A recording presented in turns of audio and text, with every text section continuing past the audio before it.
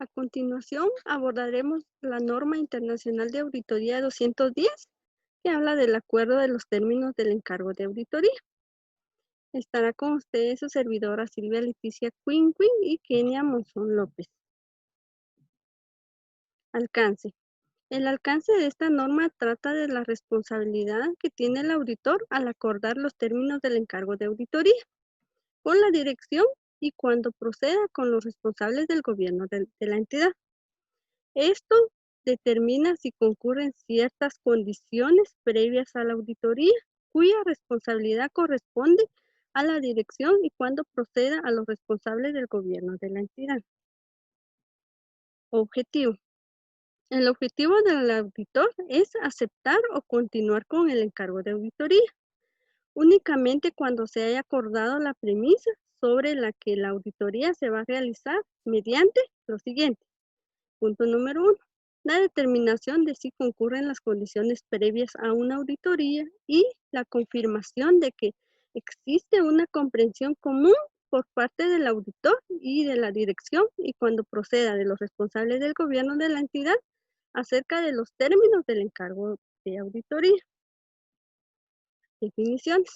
La norma nos proporciona la definición de condiciones previas a la auditoría. Esta es la utilización por parte de la dirección de un marco de información financiera aceptable para la presentación de los estados financieros y conformidad de la dirección y cuando proceda de los responsables del gobierno de la entidad con la premisa sobre la que se realiza una auditoría. Requerimientos. Como primer requerimiento tenemos las condiciones previas a la auditoría. El auditor, inciso A, determinará si el marco de información financiera que se utilizará para la preparación de los estados financieros es aceptable. El auditor determinará esto mediante la naturaleza de la entidad, el objetivo de los estados financieros, la naturaleza de los estados financieros y si las disposiciones legales o reglamentarias prescriben el marco de información financiera aplicable. Inciso B. Obtendrá la confirmación de la dirección de que ésta reconoce y comprende su responsabilidad en relación con, número 1, la preparación de los estados financieros, utilizando un marco de información financiera aceptable en la preparación de los estados financieros. Punto número 2, el control interno. El control interno de la entidad necesario para la presentación fiel de los estados financieros libres de corrección material debida a fraude o error. Punto número 3. La necesidad de proporcionar al auditor lo siguiente. Primero, acceso a toda información. Por ejemplo, a documentos, registros y alguna otra información que el auditor necesite para llevar a cabo la auditoría. Información adicional, la que el auditor considere necesario para la auditoría. 3. Acceso ilimitado a las personas de la entidad para obtener evidencia de auditoría. Limitación al alcance de la auditoría antes de la aceptación del encargo de la auditoría. Esto sucede cuando incluyen en la propuesta de los términos de un encargo de auditoría la imposición de una limitación al alcance del trabajo del auditor. Cuando esto sucede, el auditor toma en su conclusión, el auditor considera que va a denegar la opinión sobre los estados financieros, no aceptará este encargo, a menos que las disposiciones legales o reglamentarias obliguen al auditor a aceptar el encargo de auditoría. Otros factores que afectan a la aceptación de un encargo de auditoría.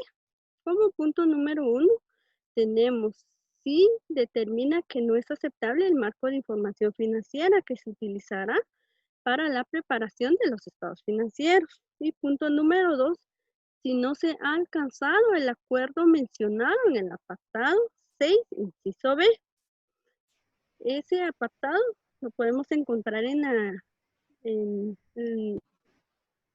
que es el primer requerimiento en las condiciones previas a la auditoría. Los dejo con mi compañera que continuará con una NIA 210.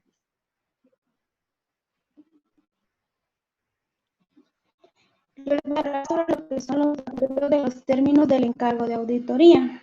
En este caso, el auditor acordará los términos del encargo de auditoría con la dirección o con los responsables del gobierno de la entidad. La función de la dirección y de los responsables del gobierno de la entidad al acordar los términos del encargo de auditoría de la entidad depende de la estructura del gobierno de la entidad y de las disposiciones legales o reglamentarias aplicables según su párrafo explicativo A22.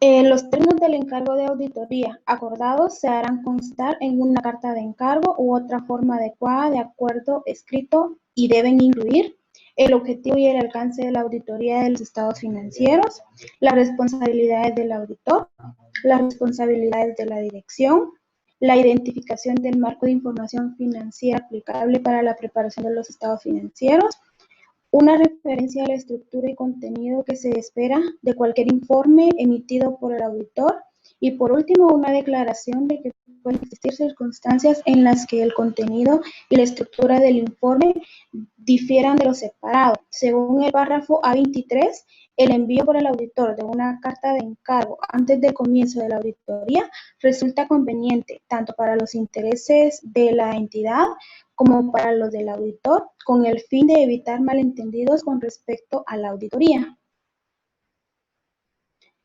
Las auditorías recurrentes. En este tema, las auditorías, el auditor valorará si las circunstancias requieren la revisión de los términos del encargo de auditoría y también si es necesario recordar a la entidad los términos existentes del encargo de auditoría. Según el párrafo A30, el auditor puede decidir no remitir una nueva carta de encargo u otro acuerdo escrito para cada ejercicio. Existen factores que pueden hacer que resulte adecuado revisar los términos del encargo de auditoría o recordar a la entidad los términos vigentes, los cuales son: número 1, cualquier indicio de que la entidad interpreta erróneamente el objetivo y el alcance de la auditoría. Número 2, cualquier término modificado o especial del encargo de auditoría. Número 3, un cambio reciente en la alta dirección. Número 4, un cambio significativo en la propiedad. 5, un cambio significativo en la naturaleza o dimensión de la actividad de la entidad. Número 6, un cambio en los requerimientos legales o reglamentarios. 7, un cambio en el marco de información financiera adoptado para la preparación de los estados financieros y un cambio en otros requerimientos de información. La aceptación de una modificación de los términos del encargo de auditoría. Acá, el auditor no aceptará una modificación de los términos del encargo de auditoría si no existe una justificación razonable para ello. Una justificación sería un cambio de las circunstancias que afectan a la necesidad del servicio, un malentendido relativo a la naturaleza de la auditoría, tal como se solicitó en un principio, o una limitación al alcance del encargo de auditoría que ya venga impuesta por la dirección o que ésta sea causada por otras circunstancias que se puedan dar, lugar a que la entidad solicite al auditor una modificación de los términos del encargo de auditoría. Otra justificación es un cambio en las circunstancias que afecte a los requerimientos de la entidad o un malentendido en cuanto a la naturaleza del servicio solicitado que sea originalmente y pueda considerarse como base razonable para solicitar una modificación del encargo de auditoría. Si se cambian los términos del encargo de auditoría, el auditor y la dirección deben acordar y hacer constar los nuevos términos del encargo en una carta de encargo u otra forma adecuada de acuerdo escrito. Si el auditor no puede aceptar un cambio de los términos del encargo de auditoría y la dirección no le permite continuar con el encargo de auditoría original, el auditor debe proceder de la siguiente forma. Debe renunciar al encargo de auditoría si las disposiciones legales o reglamentarias aplicables lo permiten. Debe determinar si existe alguna obligación contractual o de tipo de informar de las circunstancias u otras partes, tales como los responsables del gobierno de la entidad, los propietarios o las autoridades reguladoras. Existen consideraciones adicionales relacionadas con la aceptación del encargo. Las normas de información financiera complementadas por las disposiciones legales o reglamentarias. Si existen estas disposiciones legales o reglamentarias que complementen las normas de información financiera establecidas por un organismo emisor de normas autorizado o reconocido, el auditor debe determinar si hay algún conflicto entre las normas de información financiera y los requerimientos adicionales.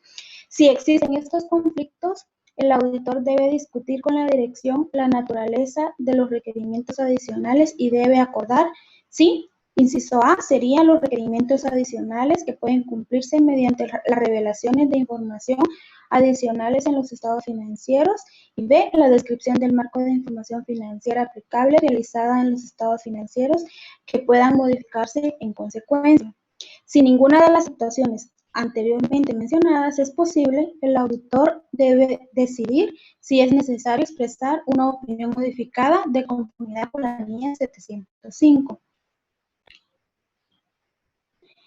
Ahora, en el marco de información financiera prescrito por las disposiciones legales o reglamentarias, específicamente otras cuestiones que afectan a la aceptación, si el auditor determina que el marco de información financiera prescrito por las disposiciones legales o reglamentarias sería inaceptable si no estuviera previsto por dichas disposiciones, el auditor aceptará el encargo de auditoría solo si se dan las siguientes condiciones.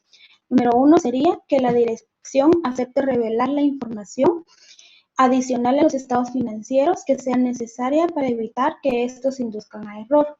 Número 2, que en los términos del encargo de auditoría se disponga que el informe de auditoría sobre los estados financieros incluya un párrafo de énfasis para llamar la atención de los usuarios.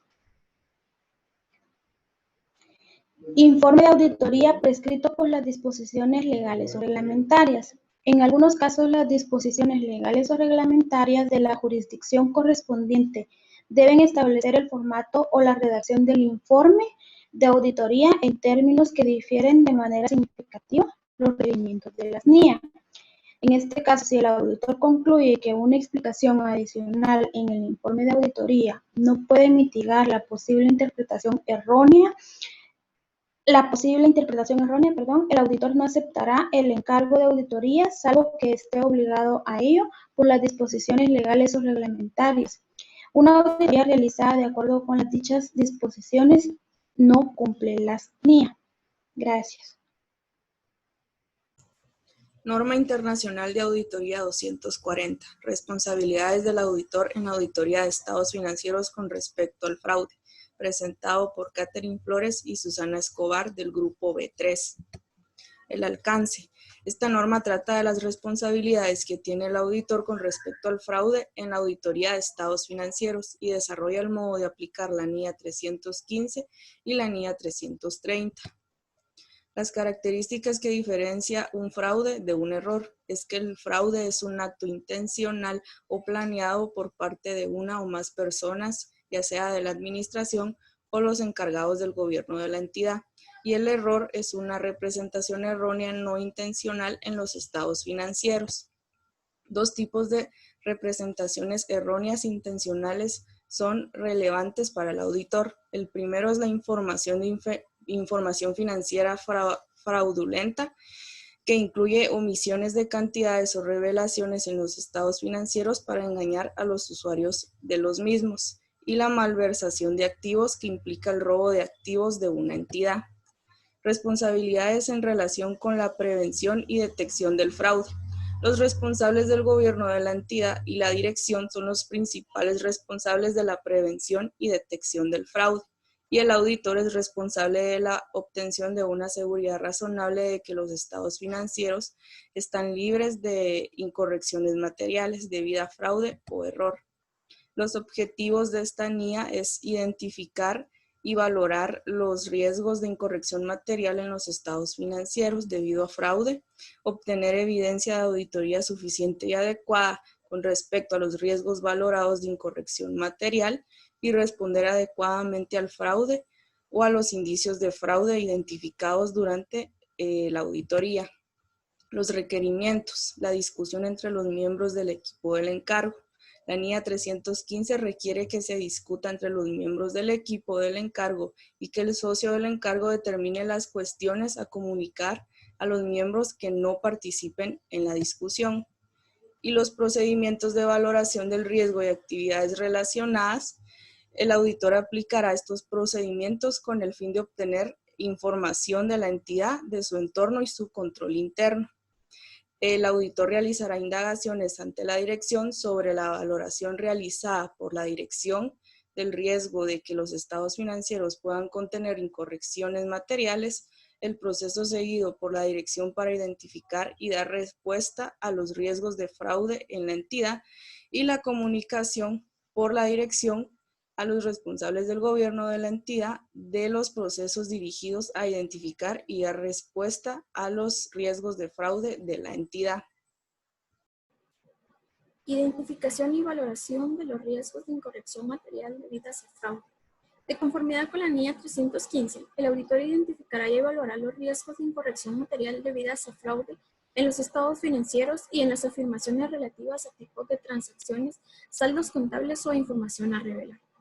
Para la identificación y valoración de los riesgos de incorrección material debida a fraude, el auditor, basándose en la presunción de que existan riesgos de fraude en el reconocimiento de ingresos, evaluará qué tipo de ingresos, de transacciones generadoras de ingresos o de afirmaciones dan lugar a tales riesgos. Respuestas a los riesgos valorados de incorrección material debidas a fraude. El auditor asignará y supervisará al personal teniendo en cuenta los conocimientos, la cualificación y la capacidad de las personas a las que les atribuya responsabilidades significativas en el encargo. El auditor evaluará si la selección y la aplicación, en especial las políticas relacionadas con mediciones subjetivas o con transacciones complejas, pueden ser indicativas de información financiera fraudulenta originada por intentos. El auditor introducirá un elemento de imprevisibilidad en la selección de la naturaleza, el momento de realización y la extensión de los procedimientos de auditoría. Evaluación de la evidencia de auditoría. Si el auditor identifica una incorrección, evaluará si es indicativa de fraude. Evaluará las implicaciones de la incorrección en relación con otros aspectos de la auditoría, especialmente en relación con la fiabilidad de las manifestaciones de la dirección, reconociendo que un caso de fraude no suele producirse de forma aislada. Si el auditor identifica una incorrección, sea o no material, y tiene razones para considerar que es o puede ser el resultado de un fraude, así como que está implicada la dirección, en especial los miembros de la alta dirección. Imposibilidad del auditor para continuar con el encargo. Si el auditor renuncia, él discutirá con los responsables del gobierno de la entidad la renuncia al encargo y los motivos de dicha renuncia y determinará si existe algún requerimiento profesional o legal que exija que el auditor informe de su renuncia al encargo y de las razones para renunciar a la persona o personas que realizaron el nombramiento de auditor o, en algunos casos, a las autoridades reguladoras. Manifestaciones escritas. Reconocen su responsabilidad en el diseño, la implementación y el mantenimiento del control interno para prevenir y detectar el fraude. Han revelado al auditor los resultados de la valoración realizada por la Dirección del Riesgo de que los estados financieros pueden contener incorrecciones materiales debidas a fraude. Han revelado al auditor su conocimiento de un fraude o indicios de fraude que afecten a la entidad y en el que estén implicados. Han revelado al auditor su conocimiento de cualquier denuncia de fraude o de indicios de fraude que afecten a los estados financieros de la entidad realizadas por empleados, antiguos empleados, analistas, autoridades reguladoras u otros. Comunicación a la dirección y a los responsables del gobierno de la entidad. Salvo que todos los responsables del gobierno de la entidad participen en su dirección, si el auditor identifica un fraude o tiene indicios de que puede existir un fraude en el que participe la dirección, los empleados que desempeñan funciones significativas de control interno u otras personas cuando el fraude dé lugar a una incorrección material de los estados financieros. Si el auditor tiene indicios de la existencia de fraude en el que esté implicada la dirección, comunicará estas sospechas a los responsables del gobierno de la entidad y discutirá con ellos la naturaleza. Comunicación a las autoridades reguladoras y de supervisión. Si el auditor ha identificado un fraude o tiene indicios de que lo haya, determinará si tiene la responsabilidad de informar de aquello a un tercer ajeno a la entidad. Aunque es posible que el deber del auditor de mantener la confidencialidad de la información de su cliente le impida hacerlo. En algunas circunstancias, la responsabilidad legal del auditor puede prevalecer sobre el deber de confidencialidad. Documentación. Incluirá la documentación de la auditoría requerida por la NIA 315 evidencias de las decisiones significativas que se hayan tomado durante las discusiones mantenidas entre los miembros del equipo del encargo y los riesgos identificados y valorados de incorrección material debidas a fraude en los estados financieros y en las afirmaciones. Incluirá en la documentación de auditoría referente a las respuestas del auditor a los riesgos valorados de incorrección material que exige la NIA 330, las respuestas globales a los riesgos valorados de incorrección material debida a fraude en los estados financieros y la naturaleza, y los resultados de los procedimientos de auditoría, incluidos los que se hayan diseñado para responder al riesgo en que la dirección eluda los controles.